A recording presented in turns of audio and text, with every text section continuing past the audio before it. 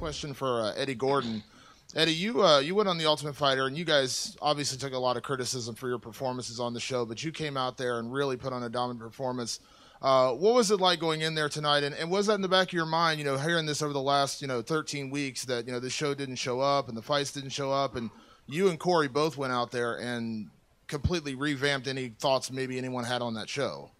Dana White's good at what he do. He's an ultimate motivator. I'm very self-motivated. I didn't go in there tonight thinking I need to do this, I need to do that. I just wanted to be who I was and the fighter that I continually grow with. And it meant a lot. I felt as comfortable in that cage as ever. The show, it's a grind, man. You don't get to see everything.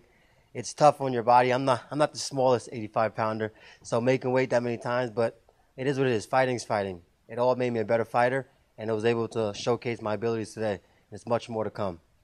And a quick question for Corey Anderson. Corey, I know, we talked a lot this season, and you had said that, when you started the show, you'd been training for about a year and a half at that point. Very, very young in the sport. You took, obviously, about 9 months between the show filming and now. We saw tremendous improvement in your hands. I know you work with Frank and his coaches a lot. What was it like stepping in there, and do you feel like this was a real showcase of who you're going to be as a fighter now? I mean, you're barely 2 years into the sport. I think tonight was a showcase of what I can be, but just a start of what I'm going to develop to be. I'm going to get even better, I feel. I'm going to keep going back to Frankie's camp and learning from the great coaches out there and all the great fighters they have. And I continue to grow. I mean, like Mark Henry told me, he says, you got that white belt mentality. And it's true. Every time I go in anything, if I go to wrestling practice and I took second in the country, I'm willing to learn. I'm there to learn anything you can show me. Like you said, I was young. And, yeah, I told Coach when I got there, I'm here. I'm a dry sponge, and I want you to teach me everything you can. I'm going to just keep absorbing until there's nothing else we can learn. But hopefully I continue to learn every day. Fighter winners tonight, Corey Anderson and Eddie Gordon. Eddie to you first, and then if we could go to Corey with the question. Did the two of you, we don't always see all of the storylines on The Ultimate Fighter after editing.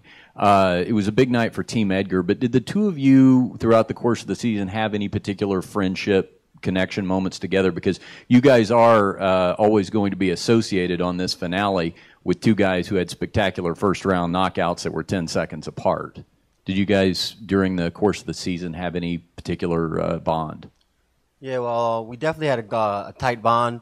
I'm very outspoken, if you guys didn't notice that. But Corey's great. We had a tight-knit group from the start to finish. I think if you ask any one of our teammates, we were all tight. You probably didn't get to see the bond between me and Corey, but he pushed me. Like, I was the bigger 85-pounder, so I probably trained with Corey just as much as I did with anybody else on the show. He's an awesome wrestler, and he helped me grow a lot, being able to compete on a high-level guy every single day. He made me a better fighter without a doubt. To you, Corey.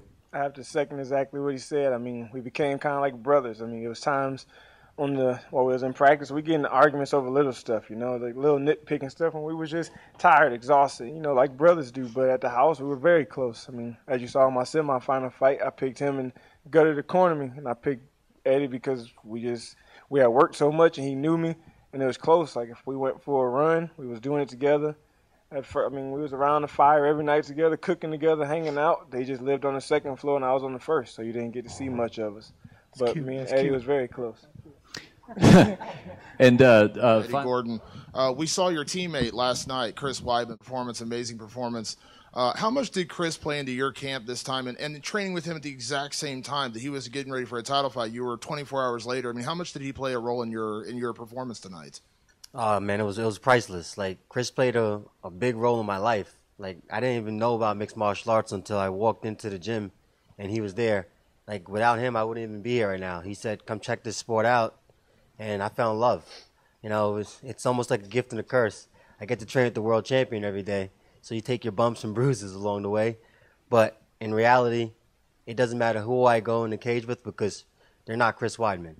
So just that advantage that I get mentally is huge. We push each other, to the limits. And every single day I'm in that gym, I learn something that's invaluable to a fight.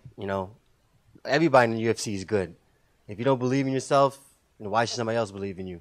So, he told me just when you're sparring, doesn't matter who you're sparring with, just push it to the limit, exhaust yourself, and the fight can only get easier. And one last one for Corey.